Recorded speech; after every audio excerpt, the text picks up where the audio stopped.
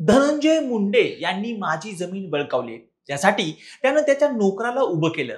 त्या नोकराच्या माध्यमातून 1.5 एकरपेक्षा जास्त जमीन हडप केली.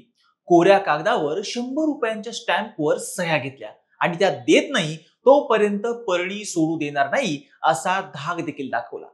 दस्तूरखुद्द धनंजय मुंडेंच्या मामी आणि प्रवीण महाजन यांच्या पत्नी सारंगी महाजन यांनीच केलेला हा खळबळजनक आरोप.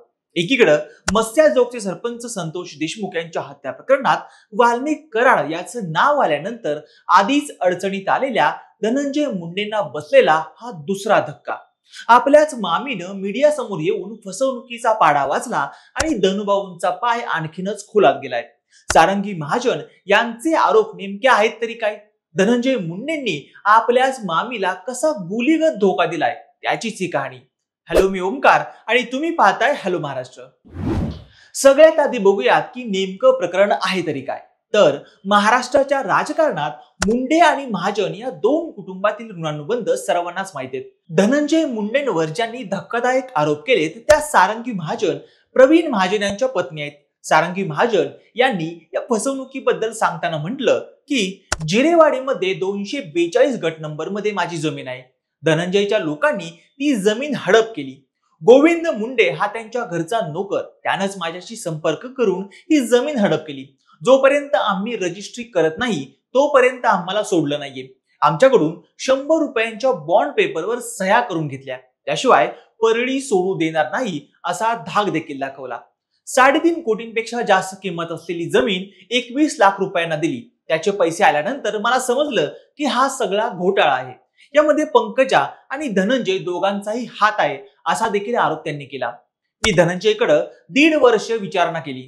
मामीला मदत कर हे देखील सांगितलं. सुरुवातीला तो म्हटला, मामी तू काळजी करू नकोस, तुझी जमीन मी तुला परत मिळवून देईन. मी परळीचा बॉस आहे. परळीत कुठलीही जमीन विकली तरी मला लगेच कळतं. माझ्याशिवाय कुणाचीही जमीन विकली जात नाही असं तो म्हटला. मात्र काही दिवसांनी मला तो टाळाटाळ करू लागला. मामी तू परस्पर जमीन विकली, माझ्याकडे यायला पाहिजे होतं अशी कारण सांगू लागला. त्यावेळी मला कळालं की मी चोराकडेच दाद मागत होते असे एकामागून एक सनसनाटी आरोप करत सारंगी महाजन यांनी खळबळ उडवून दिले. स्वतःच्या नातेवाईकांनाही लुबाडणाऱ्या या मंडळींचं करायचं तरी काय? ज्या नोकराला माझी जमीन विकायला लावली त्याच्याकडे आज 4 गाड्या आहेत. आमच्यापेक्षाही जास्त संपत्ती आहे. एवढंच नाही तर या जमिनीवर आता पंकजा मुंडे यांनी झोपडपट्टी बांधून नोकर ठेवले आहेत असं म्हणत यात पंकजा मुंडे यांचाही सहभाग आहे असंही सारंगी महाजन म्हटलंय.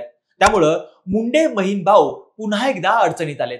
सारंगी महाजन यांच्या आरोपावर धनंजय मुंडे यांनी आतापर्यंत कुठलीही प्रतिक्रिया दिली नसली तरी ज्या नोकराच्या मदतीनं हा सगळा प्लॅन आखण्यात आल्याचा आरोप सारंगी महाजन यांनी केला होता त्या गोविंद मुंडे यांनी मात्र सारंगी महाजन यांचे आरोप फेटाळून लावलेत. सारंगीताई महाजन यांच्या जमिनीचा व्यवहार हा पूर्णपणे त्यांच्या संमतीने झाला असून त्यांना व्यवहारात ठरलेली रक्कम सुद्धा देखील दिली आहे. सारंगीताई या सुशिक्षित असून कुठल्याही कोऱ्या कागदावर सह्या कशा करू शकतात असं म्हणत त्यांनी केलेले आरोप बिनबुडाचे आणि चुकीचे आहेत असं प्रत्युत्तर गोविंद मुंडे यांनी दिले. मात्र सारंगी महाजन यांनी कोर्टाचे दरवाजे ठोठवल्यामुळे मुंडेंची गोची झाली. आधी संतोष देशमुख हत्या प्रकरणामुळे बीड जिल्ह्याचे आबरू गेले. खंडणी, अपहरण, हत्या, चोऱ्या माऱ्या अशा एक ना एक अनेक घटनांनी बीडचा बिहार झालाय का असा सवाल सर्वसामान्य नागरिक करू लागलेत. त्यातच मागच्या वर्षभरात एकट्या परळीत म्हणजेच ज्या ठिकाणी धनुभाऊ आणि पंकजाताई यांचा एक हाती दबदबा आहे तिथं मागच्या वर्षभरात तब्बल 109 मृतदेह पोलिसांना आढळून आल्याच्या बातम्या प्रसारित झाल्यात. खून, बलात्कार, फूस लावून पळवून नेणं, धाक दमवून गुंडशाही, गुंड प्रवृत्ती, वाहन चोऱ्या, घरफोड्या, दरोडे, रस्त्यात वाहन लुटणं, मालवाहू ट्रकवाल्यांना रस्त्यात अडवून त्यांची लूट करणं अशा ढिगभर केसेस परळीत रोज पाहायला मिळतात. धनंजय मुंडे पालकमंत्री असताना अशा केसेस वाढणं खरं तर शोकांतिक आहे.